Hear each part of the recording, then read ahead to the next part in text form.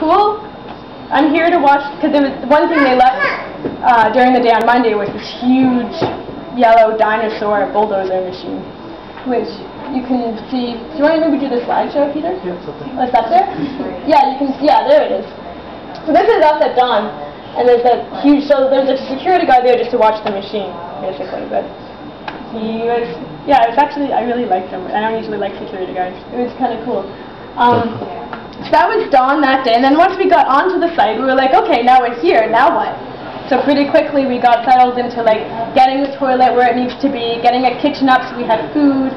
Before the occupation, we had prepared meals for that day, so we had food for the day on Monday, but we started realizing that we would need to start thinking about food following that.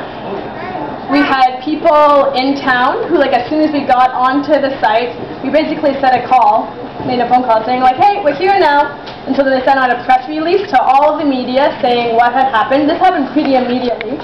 So try and make it as transparent as possible, because the more transparent it is, we thought the harder it would be for the city to just kick us off without anybody knowing. Right? So the media knew almost immediately. They were there. There were cop cars everywhere that day. That was the day where there were more cop cars than anyone else. This is us setting up our home. The kitchen, can't quite, anyway, maybe we'll have a slide. The kitchen is to the left, along there. There's our road. Trenches dug later on. Yeah, and so that was our first day. We set up a food, toilet, kitchen, first aid. Immediately, like, we had people who were responsible for first aid. We had a first aid tent, first aid supplies. We had to think of security the first day. We had a little gate at the front where it was kind of like a security and a meeting place for people coming in to talk with us. Also where people could drop off food, supplies, anything we needed. Also that first day a website went up almost immediately. We had an email almost immediately. Like, it was kind of just kind of amazing, like spontaneous, rising out of nowhere huge thing, which felt pretty great. And then one fun story. I actually love it when you tell the story, but I'll tell the story. Is Monday evening. The monster has been there all day, and we've kind of been having fun. We like made a little fort under the dinosaur monster, and yeah, it was, you know, kind of welcoming this huge industrial beast into our home. But then the city workers come back just to, no, I guess it was Drexler, who was the construction company that was awarded the contract for the culvert. They came back to ask for the dinosaur back. And so we negotiated with them, and this was our first time having a meeting with all of us where we tried to make a consensus decision about what we wanted to do about this monster. And so we decided that they could have it back as long as there were no costs.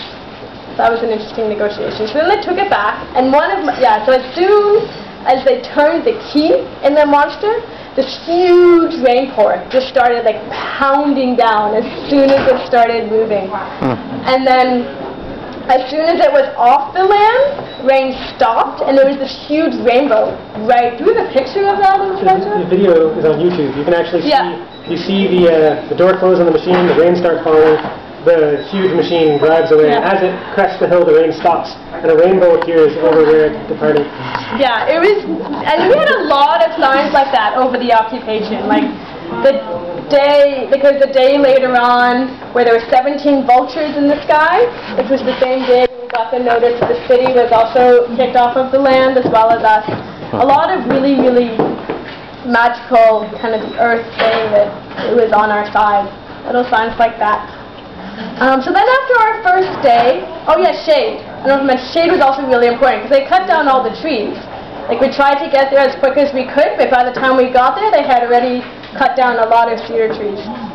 And so I think the second or third day we set up this huge shade tarp for all of us to be under. And then the kitchen went up the first day. Started off with a little tarp kitchen, ended up actually being quite elaborate. And like we had, I don't even know how, we had shelves and everything. Sink, we had a sink. Yeah. And then we had specific like first aid, quiet time, shade area. People could go if they needed to be alone or quiet space too. It also was a really, really comfy bed because there's hay everywhere. Because they left a bunch of hay bales there, so we made use of those. And then our routine, we kind of, I feel like the first day was just kind of chaotic because any minute we were expecting to be kicked off. And then once we were there for one night, we were like kind of surprised. And it's like, oh, we could be here for a couple of nights. We should start thinking about how we're going to be here. And so we had a conversation about how, this actually might have been the first day we had this conversation, I'm not sure, but how this space was a site of resistance. We weren't just here to hang out, we weren't just here to party or anything like that. We were here with this intention of stopping this development. And so we came up with ground rules such as like this is an anti-oppressive space, so we need to be very conscious of gender roles and try and desocialize ourselves in these things and question how we work with each other in that way. As well, we had a no drugs rule on the site, and just like generally being really tried to encourage everyone being mindful of how much space they took up, how they interacted with each other, things like that. And then our routine kind of developed into having morning meetings often in the morning.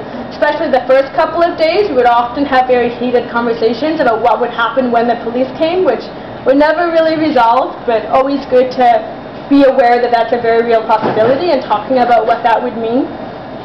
But on top of knowing one's rights, when you're in a situation where you're being arrested, I feel like it's not that productive to sit around trying to predict the police's reaction, because there's really no predicting it, and there can be such a wide range of reactions, right? And there's often very few indicators that can tell you how it's going to play out, right? So I think the best preparation for dealing with police when you're in an arrestable situation is to know your rights, have a lawyer's number written on your arm, and basically don't do anything stupid. Yeah, and that's actually one point I forgot to mention is the morning of, before we walked onto the site, all of us had a lawyer's number written on us in our minds, and we also all filled out, if we wanted to, a sheet of in case we get arrested.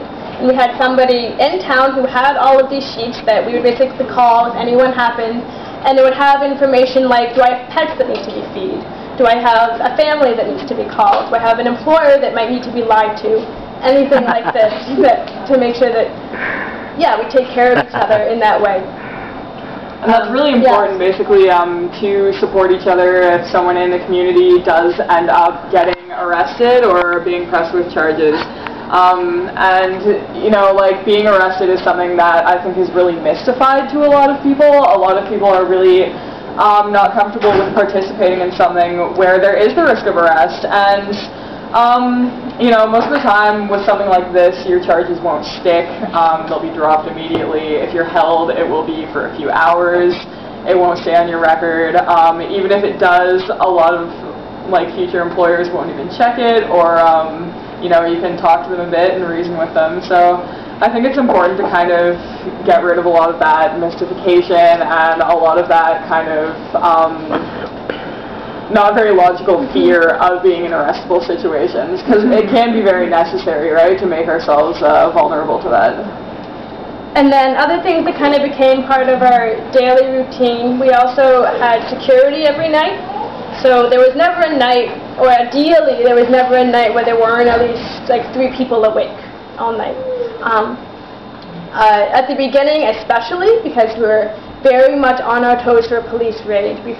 This is also before we had any conversation with the city about this or any dialogue about it. And so we had kind of like a couple of posts of security where we had 2-hour shifts. The people would wake up the people that were replacing them, so we knew where people slept and things like this. One of the posts would always be at the road. We had walkie-talkies to make sure there was communication from the road back to the camp. We had cell phones to replace walkie-talkies when those went dead. So all this kind of like a lot of like strategical things. Walkie-talkies became a really fun toy for me. I love them. This here is a picture of the post up at the road from which we can look at it tonight. It also served as our main community checkpoint. The people from this community were constantly dropping by, just coming to visit the site, walk around, take little tours, or like drop off food, check in with us what we needed. So this was, we always had a few people up at the front here, and like you can also see a bulletin board where we had our little wish list as well as just a list of media and resources.